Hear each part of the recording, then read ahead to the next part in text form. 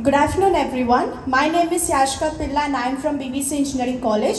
My team is named after Bug Bashers. We are consisting of 5 members, myself Yashika Pilla and she is Preeti Sunar, Raghavendra Shakumar, and the remaining 2 members are Grishma Brutyal and Prajwal Lekhi.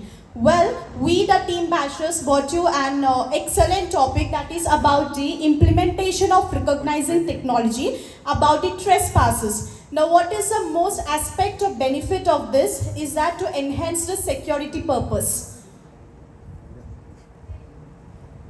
Now, what is enhancing premises security is facial recognition, and next is anomaly detection, 24/7 monitoring, later technology use. I'm gonna give a one-line sentences about this.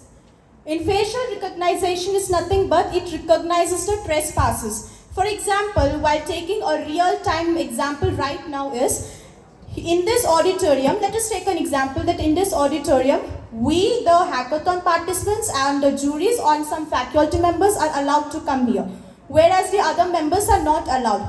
Then how can we make it? We can make a restricted zone access, isn't it? So in restricted zone access, we can make it, and if any other unauthorized person is entering into this auditorium, definitely it will detect as trespasser.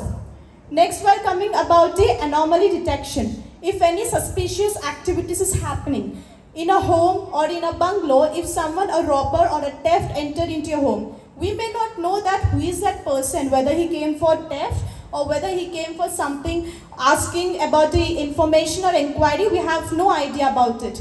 But as soon as he entered the home, we notice that he is doing something suspicious activity, like he is trying to open the locker or he trying to open some money drawer or something else. So that comes under the anomaly detection.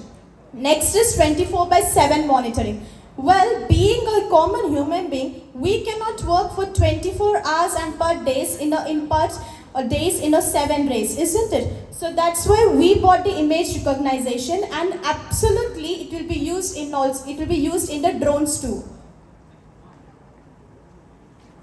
And the applications of it will be used in the airport, well, in the agriculture, let it be in the public sector or commercial sector, and also remote monitoring, and also for the natural disaster, which falls under the public safety.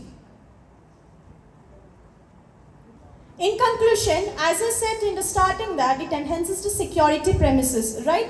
So it comes here under that